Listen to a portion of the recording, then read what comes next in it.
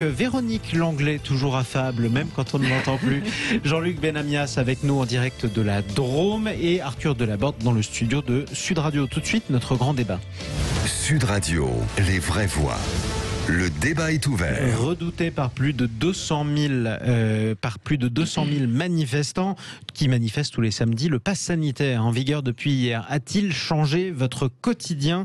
Vous votez sur le Twitter de Sud Radio, vous nous appelez pour témoigner. Est-ce qu'on vous l'a demandé? Est-ce que vous boycottez les établissements qu'il demande? Ou est-ce qu'au contraire vous le faites et vous trouvez ça tout à fait normal? Tous les avis sont les bienvenus sur Sud Radio et vous votez sur le Twitter de Sud Radio. On retrouve notre premier invité, Jeff. Bonsoir à vous. Bonsoir. Vous faites partie du comité de la fête des loges. C'est une énorme fête foraine qui a lieu jusqu'au 15 août. C'est tous les ans. Vous êtes dans les Yvelines. Le pass sanitaire, il est en vigueur à l'entrée depuis combien de temps? Alors, il a été en vigueur directement comme Monsieur le Président de la République l'a mis en place dès le jeudi. Et on a eu effectivement une grosse baisse quand ça a été mis en place. Oui, ça a été rapide. Ah oui, très rapide. Quelle baisse de fréquentation? De quel ordre à peu près? Alors, je ne vais pas vous cacher que les 3 premiers jours ont été assez... Ça n'a pas été grand-chose. On s'est dit, ça a été une petite baisse, ça va aller. Et là, maintenant, c'est directement 70% de baisse. C'est ça. Ensuite, c'est remonté ou pas du tout? Non, c'est pas remonté. Alors après, on a essayé de se coordonner en disant est-ce que c'est le mauvais temps, est-ce que c'est par rapport au pass, et en réalité quand il y a fait beau, on a eu plus de monde. Ouais. Mais ça a été moins 70%, mais c'était une catastrophe. Oui. C'est pour vous, en tout cas, économiquement parlant, le pass sanitaire est une catastrophe. Autre question, comment ça se passe à l'entrée? Vous demandez le pass sanitaire à ceux qui viennent se divertir à la fête des loges. Est-ce qu'il y a des refus, j'imagine? Est-ce qu'il y a des tensions ou pas? C'était une crainte. Non, ça par contre on l'a pas eu. Il y a eu, on a mis donc le pass sanitaire à l'entrée de la fête des loges. Ouais. Il y a beaucoup d'autres fêtes foraines qui l'ont mis à l'entrée des manèges. Nous, on a eu à l'entrée de la fête des loges et on a mis des passes antigéniques. Ouais. Donc, du coup, les gens font tester. Ils rentrent. Il n'y a pas eu vraiment de conflit, de tension. Il n'y a rien eu de tout ça. Mais il y a une baisse. Évidemment, les gens en fait venaient pas. Les gens ne venaient pas parce qu'ils pensaient qu'ils ne pouvaient plus rentrer. Exactement. Alors que vous permettez à ceux qui viennent de se faire dépister rapidement, gratuitement et dehors, tant que vous pouvez. Oui, exactement. On a 3 entrées, exactement. On a 2 entrées. On a 3 tendus avec des passes antigéniques où les gens peuvent se faire tester et rentrer. Voilà. Et le seul souci, c'est que les gens, une fois qu'ils ont entendu parler qu'il y avait le pass sanitaire à la fête des loges, ils viennent plus. Oui. Les parkings sont vides. Voilà, ça s'arrête là. Ça s'arrête là, mais en tout cas, c'est assez compliqué. Véronique Langlais. Oui, moi je reste un petit peu réservée parce que je me dis quand même qu'il y a beaucoup de Parisiens qui sont partis aussi par ailleurs. Oui. Et que c'est peut-être pas la bonne semaine pour juger. Alors, je pense qu'il vaut mieux qu'on attende après le 15 août, j'imagine. Je suis d'accord avec vous à 100%. Donc malheureusement, on ne peut pas attendre après le 15 août puisque la fête se finit le 15 août. Ah oui, d'accord. Voilà. C'est ça. Donc il y a quand même une saison. On compare par rapport aux années précédentes. Ouais. On compare ce qui se passe et on est en dessous des années précédentes. Voilà. Donc quand vous dites ça, mais vraiment. Là on est en dessous, donc il se passe quand même quelque chose. Donc pour vous, psychologiquement. Réellement, je pensais que moi dans ma tête, quand il y a eu le pass sanitaire, j'aurais pensé que les gens seraient venus et ils auraient attendu devant et c'est reparti. Mais non, en fait, ils viennent pas du tout. C'est ça. C'est un effet dissuasif. Ils ne viennent pas. En tout cas, c'est ce qui s'est passé. C'est un effet clairement dissuasif. Bon courage, tenez bon. Écoutez, courage. En tout cas, la fête des loges, on le rappelle à tous ceux qui pourraient, ne serait-ce que se faire dépister à l'entrée, si vous êtes en Ile-de-France en ce moment, c'est dans les Yvelines, vous avez jusqu'au 15 août et vous pouvez toujours vous faire dépister à l'entrée. Merci beaucoup, Jeff, de nous avoir donné le point de vue du comité de la fête des loges dans les Yvelines. On continue notre petit tour de France, cher vrai voix Sud Radio. Direction Rodez. Bonsoir à vous, Benjamin Berge. Bonsoir. Bienvenue sur Sud Radio.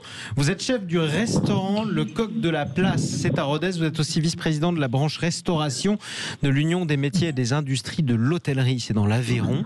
Est-ce que vous avez vu une baisse de fréquentation dans votre restaurant, Benjamin Berge? Alors c'est compliqué de dire puisqu'on n'a eu qu'une journée et demie de visibilité. Donc pour l'instant, hier, on n'a pas vraiment senti l'impact. La météo a beaucoup changé ces dernières 48 heures. Donc il fait très beau, on est en ville, donc on ne sait pas si c'est le pass sanitaire ou si c'est les gens qui sont partis au bord des lacs à randonner et qui ont changé leur fusil d'épaule pour le tourisme. Même problème que pour la fête des loges dans les Yvelines. Du coup, l'un et l'autre, le mauvais temps partout, y compris en Aveyron, quoi. Ah oui, il a fait très très mauvais. Allez, pas de chance. Pourtant, l'Aveyron, c'est le sud aussi. Vous voyez, comme quoi, pas d'idée reçue. Benjamin Berge, globalement, comment vous organisez? On a entendu beaucoup sur Sud Radio de restaurateurs qui s'inquiétaient de l'organisation, la mise en place des contrôles du pass sanitaire. Vous avez un serveur à l'entrée qui vérifie tout le monde. Comment ça se passe? C'est ça, en fait, tous mes serveurs ont le téléphone en poche et ils ont mis l'appli Tous Anti-Covid Vérif. Et en fait, on a un placier qui fait la vérification et envoie les gens s'installer. Et si les gens s'installent d'eux-mêmes, en fait, le serveur est apte à l'accueillir même une fois assis en lui demandant le pass gentiment. Voilà. Et il fait en fait en le scannant ou juste en montrant. Pas de tension? Pas de refus, c'était une crainte. Non, c'était une vraie crainte et pour l'instant les gens jouent vraiment le jeu. Donc c'est vraiment bien parce qu'on avait vraiment peur de se retrouver un peu entre le marteau et l'enclume, entre ceux qui étaient pour, ceux qui étaient contre et de prendre un peu sur la tronche, on va dire. Mais non, les gens sont vraiment cool et ils jouent vraiment bien le jeu, donc c'est plutôt positif, quoi. Et d'ailleurs on leur en remercie parce que entre tous ça aurait été un peu compliqué à gérer, je pense. Ça aurait été très compliqué. Restez avec nous, Benjamin Berge. Vous nous appelez, vous qui nous écoutez au 0826 300 300. Tiens, vous l'avez peut-être utilisé, le pass sanitaire, présenté ou pas. On va prendre des nouvelles aussi du personnel de la SNCF. C'est une nouveauté justement de ce pass sanitaire. Frédéric Fournier, bonsoir à vous. Oui, bonsoir. Vous êtes secrétaire général des services à l'UNSA ferroviaire, à la SNCF, par définition, une image qui a fait beaucoup de buzz le tour des réseaux sociaux hier. C'est ce petit bracelet bleu que vos collègues donnaient à tous ceux qui avaient présenté leur passe sanitaire. Ça servait à quoi ?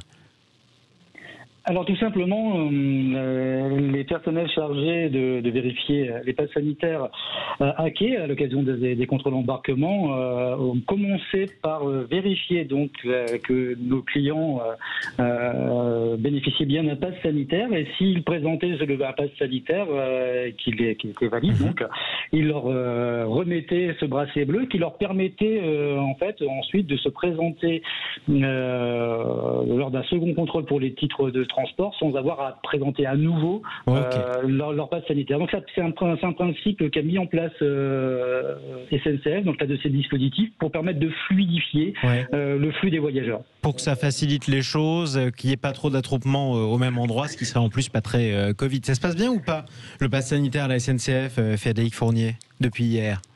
Eh bien, écoutez, selon nos remontées qui sont faites évidemment sur tous les endroits et principalement dans les grandes gares parisiennes ou les grandes gares de province comme Lyon par exemple, les remontées sont plutôt positives. Les clients ne se plaignent pas de délais trop longs. Les attentes se font de manière assez conventionnelle finalement. Et le système dont on vient de parler de mise à disposition de bracelet finalement satisfait nos clients puisque pour les raisons qu'on vient d'évoquer, ça facilite, ça fluidifie et finalement ils sont plutôt satisfaits de la manière dont ça se passe. Donc vous êtes plutôt soulagé, j'imagine que vous, notamment à l'UNSA ferroviaire, vous appréhendiez la mise en place du pass.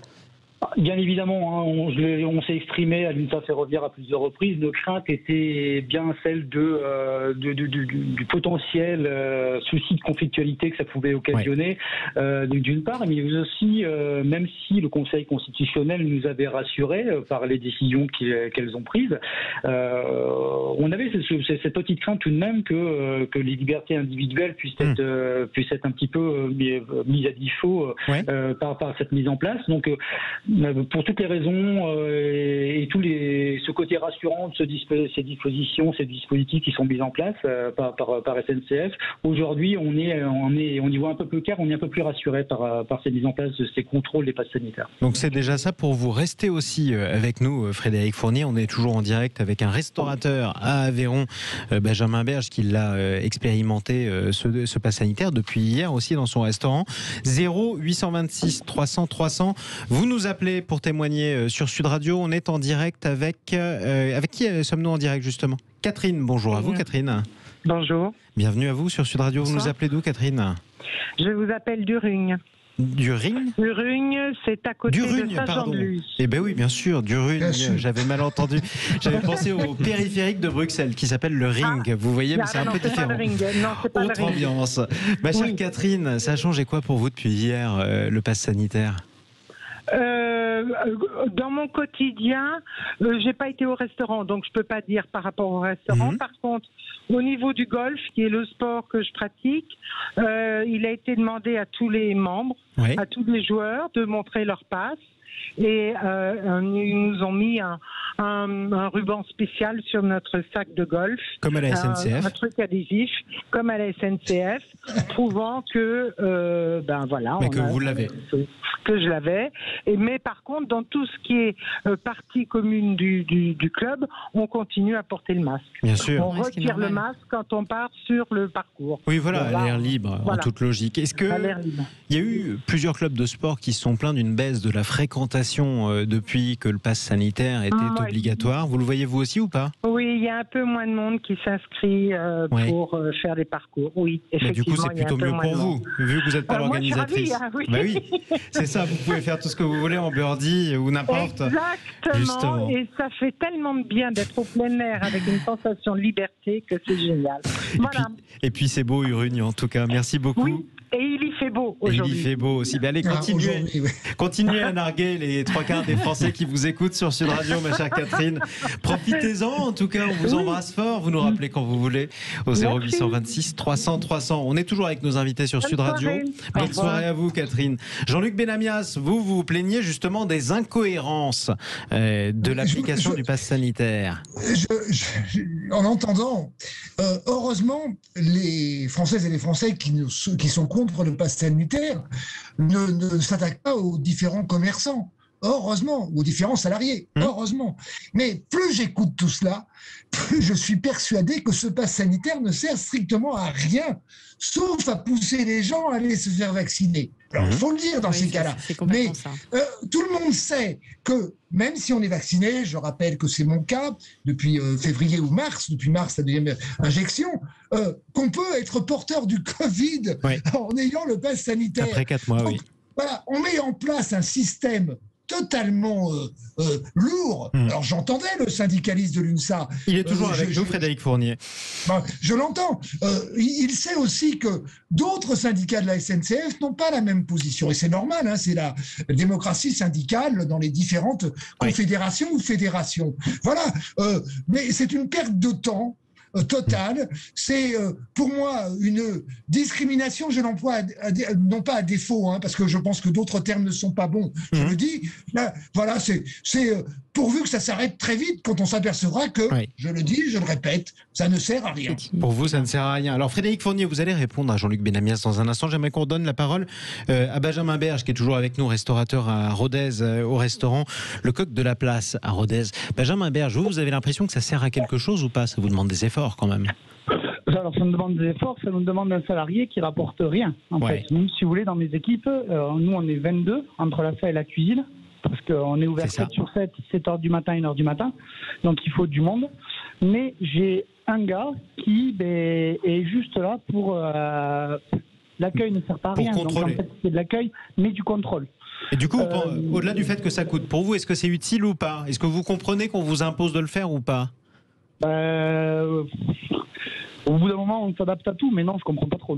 Non, réellement, non. Vous êtes sceptique sur l'utilité du pass, quoi? On est sceptique parce qu'on sait que ça va être latent pendant un moment, quoi. Et ça a été repoussé puis repoussé. Est-ce que c'est pas déjà trop tard quand on voit en fait comment est l'Occitanie aujourd'hui? Est-ce que c'était ça la solution? Est-ce qu'on nous explique qu'aujourd'hui il vaut mieux mettre un pass sanitaire dans un restaurant et pas dans un centre commercial quand on sait la taille de certains centres commerciaux avec la rentrée scolaire, les courses qui vont arriver?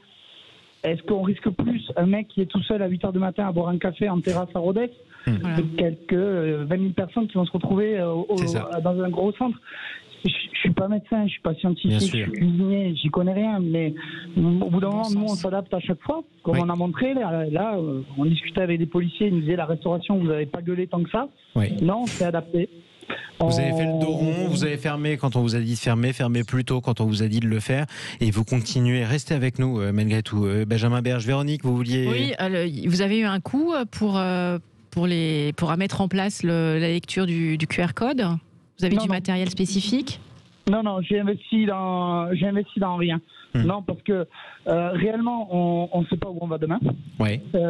Si on nous dit investissez aujourd'hui pour que dans un mois on nous dit votre investissement vous le mettez à la cave et puis voilà. Vous gardez et vous le jetez. Je suis plutôt on est en Aveyron, hein. On va aller sur l'économie parce que on n'aurait pas osé le dire. Hein, on vous laisse la paternité, la responsabilité de ce que vous avez dit. Vous inquiétez pas, je l'apprends. mais c'est surtout qu'en fait, d'ailleurs, je pense que la baisse de fréquentation peut être aussi due à ça. Oui. C'est qu'on ne sait pas comment est la rentrée, on ne sait pas où on va. Les gens ont vécu un an avec 84% d'un salaire. Oui. Ils font gaffe, quoi. C'est ça. Ils épargnent d'ailleurs. Et du coup, vous ne prenez pas de risque. Du coup, le serveur qui contrôle à l'entrée, il utilise l'application Tous Anti-Covid Vérif. Il le fait sur son smartphone à lui, quoi. Oui, ils le font sur leur smartphone. Mais non, on peut pas investir. On n'a aucune visibilité sur demain. On ne va pas sortir à 1500 ou 1200 euros. Voilà, ça paraît pas grand-chose, si vous voulez, mais c'est quand même un mois, ça peut être un mois de salaire pour un gars. C'est ça. Donc, on est attentif, quoi. Véronique, en un mot. Oui, en fait, vous aviez des jauges en plus quand on est ressorti des différents confinements. Et là, vous êtes revenu à l'initial au niveau de la structure de la salle? Oui, on est revenu, on n'a plus de jauge, on n'a plus de limite au niveau de nombre de convives à table, on n'a plus tout ça, mais ça a été dur de remettre en place, parce qu'en fait, si vous voulez, on a eu tellement d'informations qui sont arrivées vite, puis au mois de juin, on était donc jusqu'au 9 juin que l'extérieur. Après, on pouvait l'intérieur avec 50%. Et puis en 5 jours, ils ont tout lâché d'un coup. Donc les gens, et nous-mêmes, on ne savait plus en fait, avec les informations, comment on pouvait faire, qu'est-ce qu'on pouvait, qu'est-ce qu'on ne pouvait pas faire. Et en fait, les médias, en fait, se croisant et puis n'ayant pas forcément envie ou le temps de regarder la télé entre telle chaîne, nous, on ne savait même plus, quoi. Vous saviez plus où donner de la tête, comme beaucoup de monde en France. On ne savait même plus quelles étaient les conditions. Puis ce qui a été lourd, en fait, alors, la police a été vraiment cool parce qu'ils nous ont accompagnés, mais ils étaient là pour vérifier.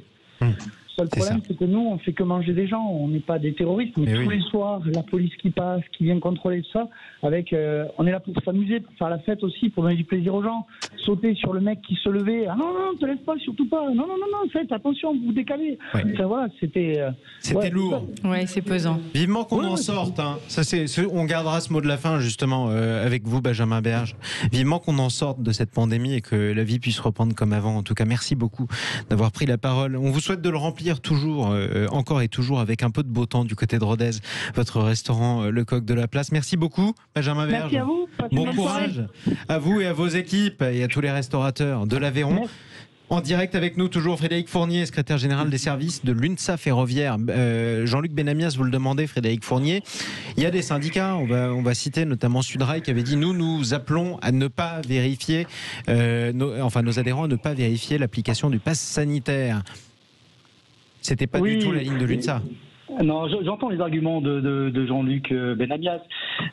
Cependant, nous, à l'UNSA ferroviaire, déjà nous tenons à rappeler que ces mesures que met en place la SNCF sont des mesures qui ont été imposées par le gouvernement. Oui. Donc il convient de les appliquer. Et ensuite, à l'UNSA ferroviaire, nous faisons le choix de faire confiance dans le professionnalisme des salariés de SNCF qui sont malheureusement habitués à l'exercice. Le contrôle des titres de transport, il y a à un moment donné les agents du service interne de sûreté de SNCF, la surveillance générale, et qui ont aidé les fonctionnaires de police à contrôler les attestations. Voilà. Heureusement ou malheureusement, ces agents SNCF sont habitués au contrôle des titres de transport, à tous ces gestes métiers qui forcément, par habitude, doivent faire face à de la conflictualité. Aujourd'hui, on le répète, nous saluons ce professionnalisme qui a déjà largement été prouvé précédemment. Il y a des actes de formation pour ceux qui sont un peu moins habitués, qui sont sollicités. Je vous parlais tout à l'heure des agents agents d'escale, des chefs de bord et des volontaires de l'info qui vont bénéficier à la demande d'ailleurs de l'UNSA ferroviaire de formation pour pouvoir mieux appréhender ces incivilités, voire ces actes ça fait partie des risques de colère. Ça faisait partie des risques, on en a parlé beaucoup d'ailleurs. Mais vous avez raison de le souligner, ceci dit, Frédéric Fournier, parce que les agressions de contrôleurs SNCF, ça n'a pas attendu le pass sanitaire et on n'en parle pas forcément assez, y compris dans les médias. Merci beaucoup d'avoir témoigné. Frédéric Fournier, secrétaire général des services à l'UNSA ferroviaire. Bonne chance et bon courage aussi à tous les cheminots qui travaillent en ce moment, puisqu'après tout, c'est eux qui travaillent pour les vacances des autres, on le rappellera. Jamais assez. Arthur Delaborde, ça fait...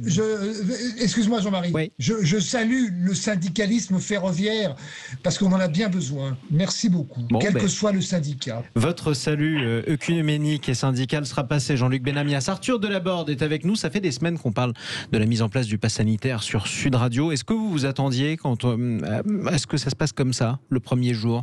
Sur le plan économique? Oui, sur le plan économique, sur le plan pratique, sur le plan des conflits, par exemple. Sur le plan économique, on pouvait quand même s'attendre à ce qu'il y ait une baisse de la fréquentation, même si les prévisions étaient plutôt rassurantes, notamment de la Banque de France, mais par exemple les salles de cinéma, la Fédération des patrons de salles de cinéma a déjà alerté, puisque c'est déjà mis en place depuis 3 semaines maintenant. Sur une baisse de fréquentation qui oscille entre 40 et 70%. C'est la même chose dans les parcs de loisirs. Ça, sur ce plan-là, c'est pas vraiment une surprise pour moi. Après, sur l'acceptation, par exemple, les petits bracelets bleus on nous disait à l'instant, donc notre invité, que c'était plutôt bien accepté par les passagers. Pourvu que ça dure, parce que c'est vrai que moi, par exemple, je suis assez choqué qu'on en arrive même à distinguer, même physiquement, les gens en fonction du pass sanitaire ou non, comme le petit ruban dans le golf. Ça vous étonne en tout cas, ça vous suit pareil pour vous? Moi, ce qui me surprend vraiment, c'est qu'on fasse des distinctions entre le TGV, par exemple, et le TER. Mais ça, c'est encore autre chose. C'est vrai, mais on en a parlé, les incohérences du pass sanitaire. Absolument. Bracelet bleu ou pas pour Jean-Luc Benamias? Ah non, mais on n'est pas obligé de le mettre, le bracelet. Hein. Je veux dire, ça, c'est encore un gadget supplémentaire. Vraiment, je ne sais pas jusqu'où on va aller dans les gadgets supplémentaires. Mais ça vous permettra peut-être... Une boisson gratuite, peut-être. Mais ce serait bien, ça, déjà. Mais bon, non, vraiment, je le dis. Hein. Moi, évidemment, mon mode de vie fait que tout va bien, merci. Hein, j'espère que ça va durer. Mais ce n'est pas le cas de tout le monde. Je veux dire, c'est pratique. Pour moi, ce sont des pratiques de discrimination et il y a atteinte aux libertés publiques fondamentale.